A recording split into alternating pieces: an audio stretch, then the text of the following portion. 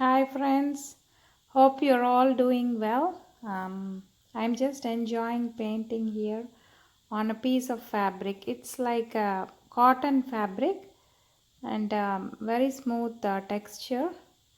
So I choose the one that is very smooth and the brushes has to move very good smoothly because it's a very gentle technique.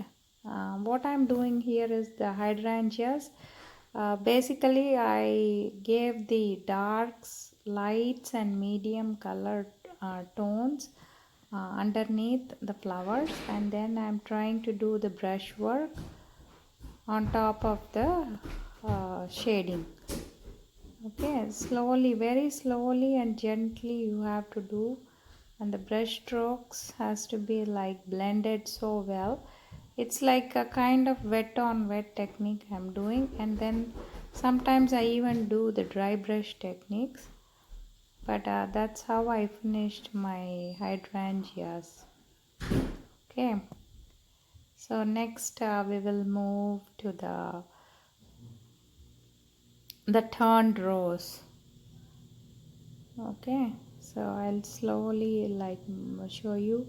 It's a slow technique, but the effect is so good and it looks exactly like a print on the fabric. Very smooth and gentle strokes. See, like for the turned rose, I'm just going with the lighter shade first. Very light, pale, like pale baby pink. um, it's very pretty. So just what I'm doing is I'm just applying as a base coat for the whole flower, which looks like it's turned backwards. So like first apply the base coat, gently blend the colors onto the fabric. I prefer a stiffer bristle so that the paint goes into the fabric and settles permanently. It's washable and it's fabric friendly. So there's a kind of glue that I've been doing this for past like so many years. They don't like fade or they don't peel off. They're very good on fabrics.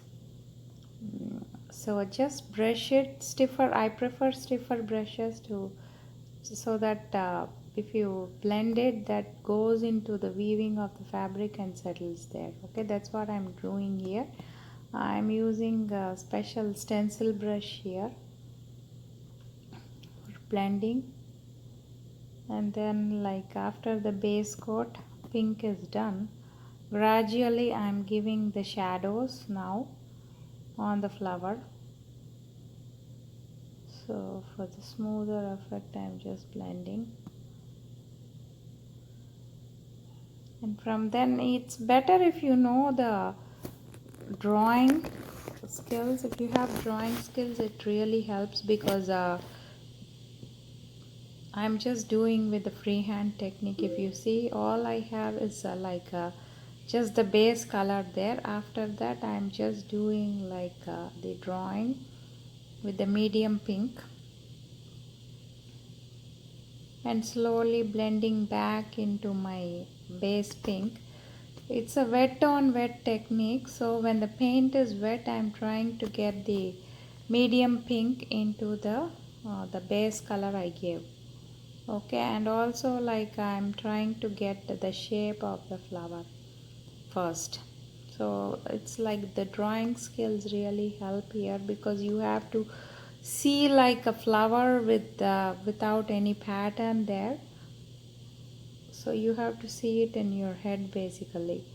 So and gradually build the flower, the petals, the turn petals, all that. Okay, so that's what I'm doing here.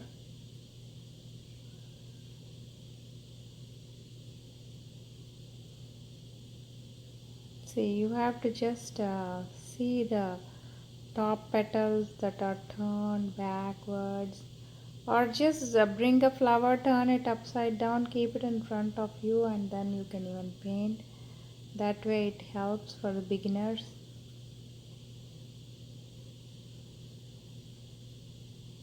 So once we get the medium pink, then we will go with the darker pink.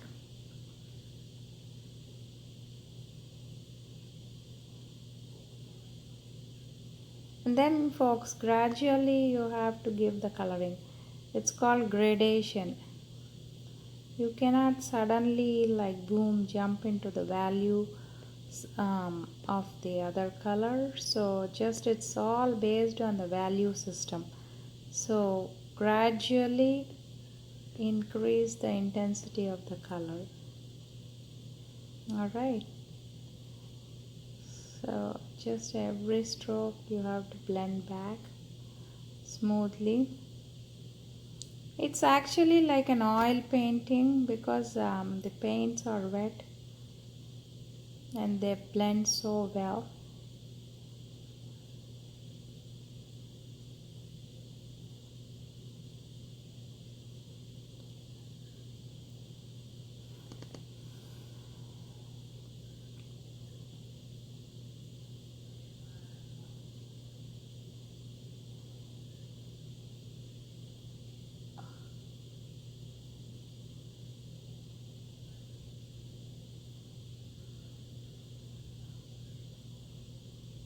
It's little slow technique, but the results are amazing. Like you see it, the pattern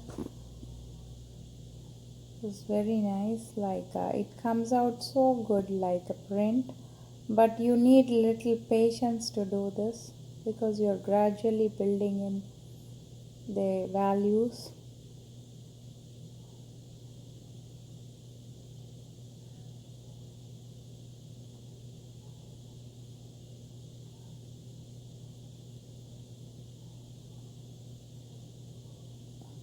All I'm doing now is very light. The folds on the petals. I'm working on the folds of the petals with a very light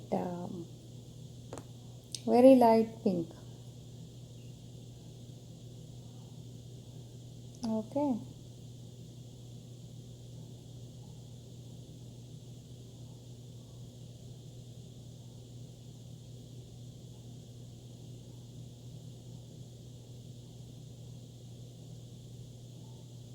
Slowly build the lights again one more time. And all I'm trying to do is bring back the flower.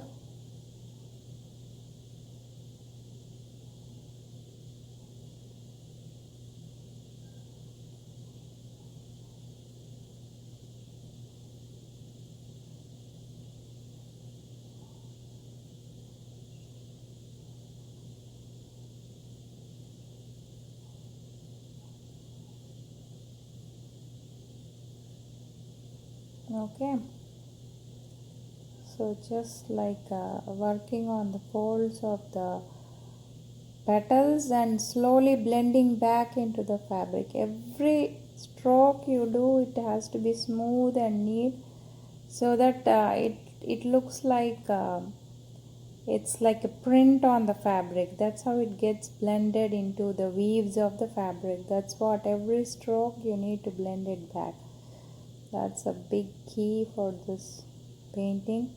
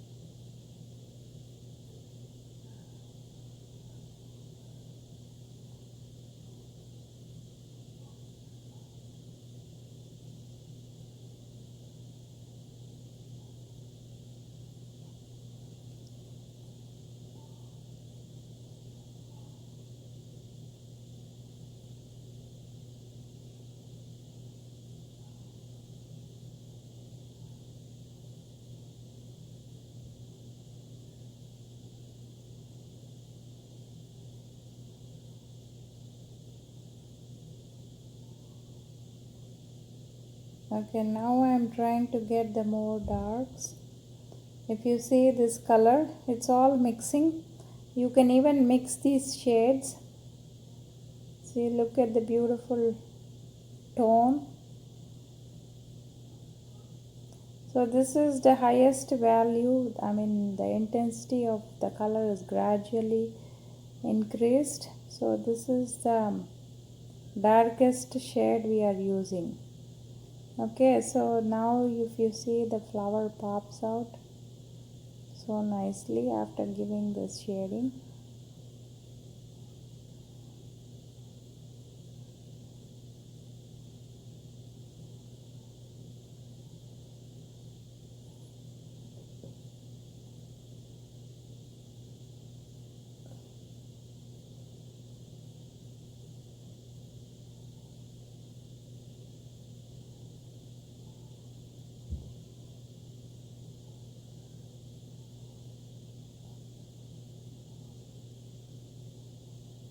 So I'm using the angular brush, the tip of the angular brush, and trying to reach the angles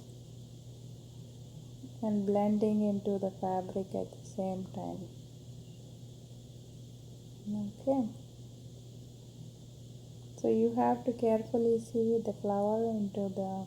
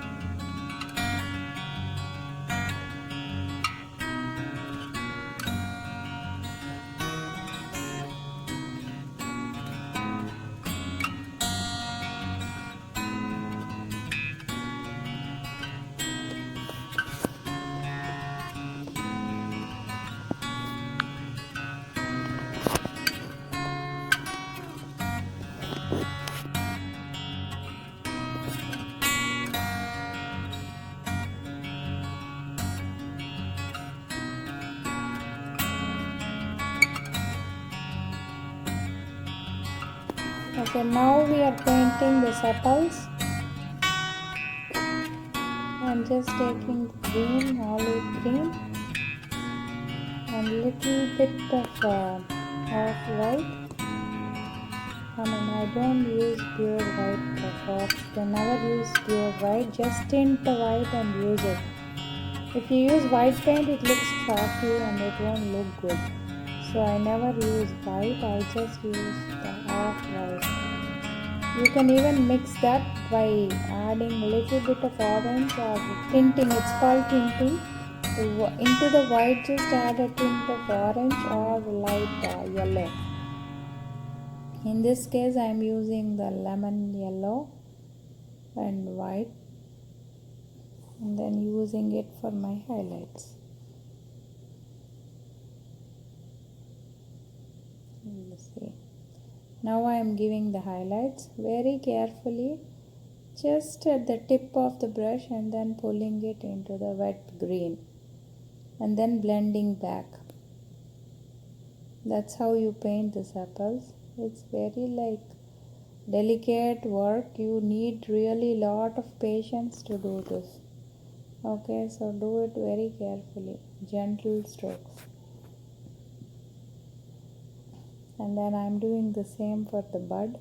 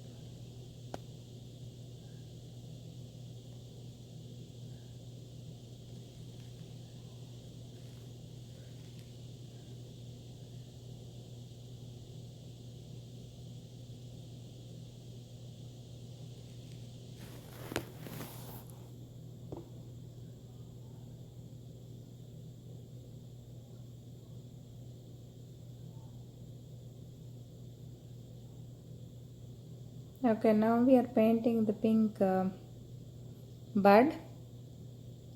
Here also I am following the same value system.